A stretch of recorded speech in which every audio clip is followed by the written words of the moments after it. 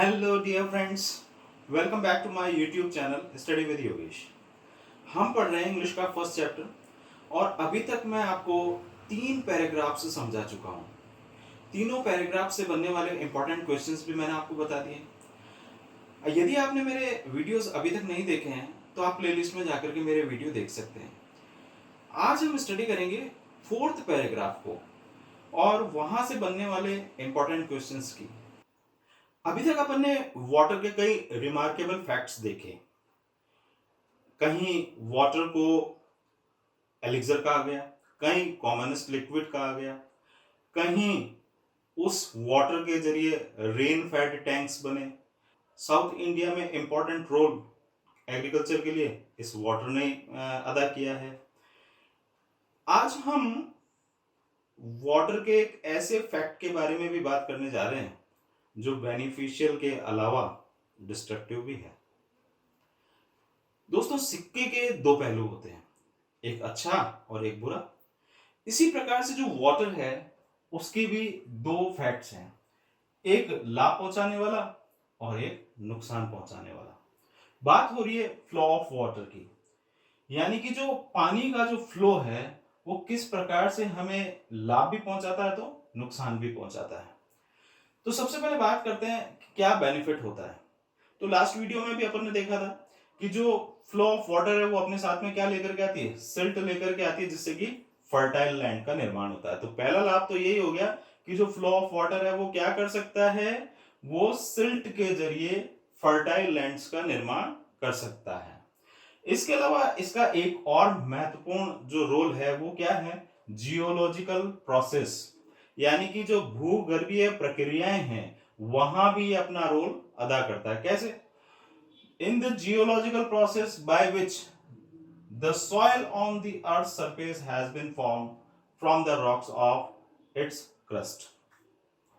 भूगर्भीय जो चट्टाने हैं उसकी बाह्य परत के द्वारा ही इस भूमि की जो सतह है उस पर मिट्टी का निर्माण होता है। यह काम भी जो फ्लो ऑफ वाटर है वही करता है।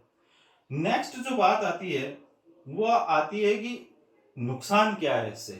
On the other hand it can also cause soil erosion and दस डिस्ट्रॉय द एग्रीकल्चर। बहुत इंपॉर्टेंट बात है कि पानी का बहाव लाभ जो पहुंचा रहा था वो तो अपन ने देख लिया। अब इससे होने वाला जो नुकसान है वो क्या है? सबसे बड़ा नुकसान है मिट्टी का कटाव, सॉइल इरोजन, यानी कि मिट्टी का कटाव होता है। दूसरी बात, जो एग्रीकल्चर है उसको भी तेज बहाव नष्ट कर देता है। प्रैक्टिकली सोच के देख सकते हैं अपन कि जब पानी का बहाव तेज होगा तो फसलों को नुकसान पहुंचता है ना। ठीक उसी प्रकार से यहां भी बात की गई है, दस डिस्ट्रॉय द एग्रीकल्चर। नेक्स्ट जो बात है वो है the principal factor in causing soil erosion, यानी कि जो मिट्टी का कटाव है उसमें मुख्य कारण क्या है।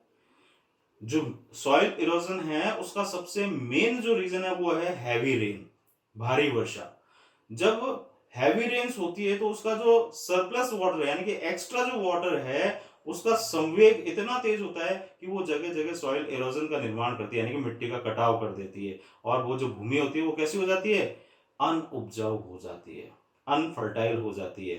ठीक है, तो जो प्रिंसिपल कॉज है वो क्या है, sudden burst of excessively heavy rain resulting in a large runoff surplus water is the principal factor in causing soil erosion। आगे क्वेश्चन बन सकता है कि प्रिंसिपल कॉज क्या है soil erosion का, तो वो है हैवी रेन। नेक्स्ट है contributory causes of soil erosion, यानी कि सहायक, यानी कि साइड में जो अक्सर सामान्यतः भूमि के जो मिट्टी के जो कटाव के कारण है वो क्या है। तो सबसे पहला है the slope of the land, यानी कि जो भूमि है उसका ढलानदार होना। जब भूमि ढलानदार होगी तो हम खुद सोच सकते हैं कि पानी कहाँ रुकेगा खेती के लिए। ठीक है ना, तो पहला जो रीजन है सॉइल इरोजन का वो है the slope of the land.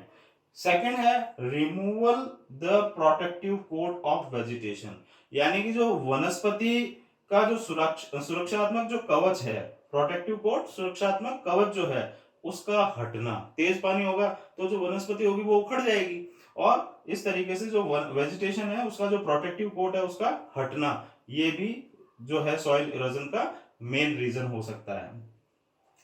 The existence of ruts along which the water can flow with rapidly gathering momentum, यानी कि पृथ्वी के ऊपर जो लकीरें हैं, उन लकीरों के जरिए जल का तेजी से बह जाना, ये भी जो है सॉइल इरोजन का कारण है।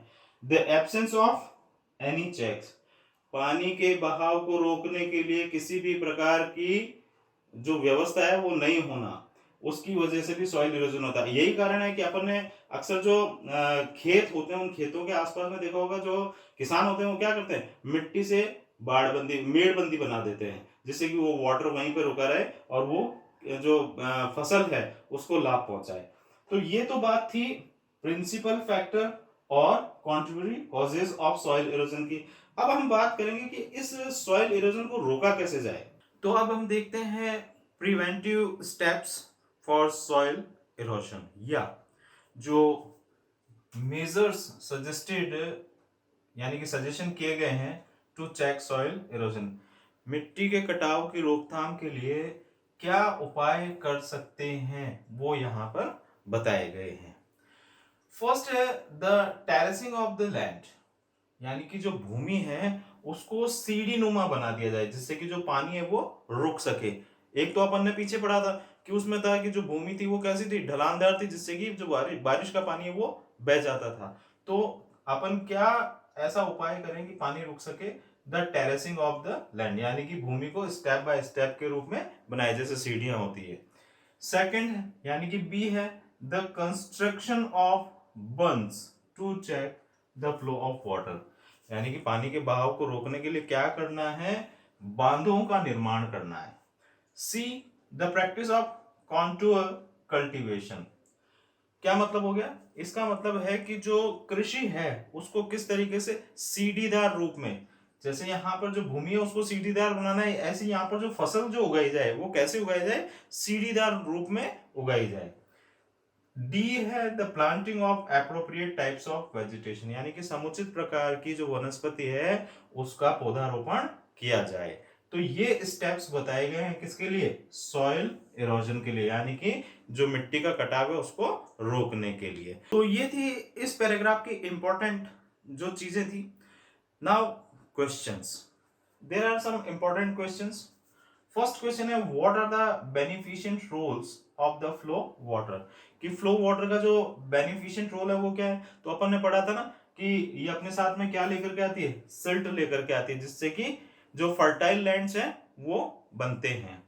नेक्स्ट है what are the destructive roles of the flow water, तो जो डिस्ट्रक्टिव रोल है वो क्या था, वो रोल था कि जो फ्लो ऑफ वाटर है उसकी वजह से क्या होता है, सॉइल इरोजन होता है, एग्रीकल्चर जो है उसको नुकसान पहुंचता है। तो ये डिस्ट्रक्टिव रोल्स के अंदर आते हैं। What is the main cause of soil erosion, यानी कि जो सॉइल इरोजन है उसका मेन रीजन क्या था, तो अपन ने पढ़ा था heavy rain. Now what are the contributory causes of soil erosion, तो ये सारे पॉइंट्स मैंने आपको कहां दे रखे हैं, अपने नोट्स में अपन ने पढ़े हैं, वहां इनके आंसर्स आपको और ब्रीफली मिल जाएंगे। What are the measures suggested to check soil erosion, तो इसका आंसर तो सामने ही है आपके, है ना। तो ये क्वेश्चंस इस पैराग्राफ से बनते हैं। आई होप आपको ये सारी चीजें समझ में आई होगी। आप वीडियोस को बार बार देखें जिससे कि क्वेश्चन आंसर्स आपको यहीं याद हो जाए। नेक्स्ट अपन पढ़ेंगे फिफ्थ पैराग्राफ। आज के वीडियो के लिए इतना ही। आई होप आपने इसको अच्छे से समझ लिया होगा। तो लाइक करिए, शेयर करिए और सब्सक्राइब करिए। Thank you, have a nice day.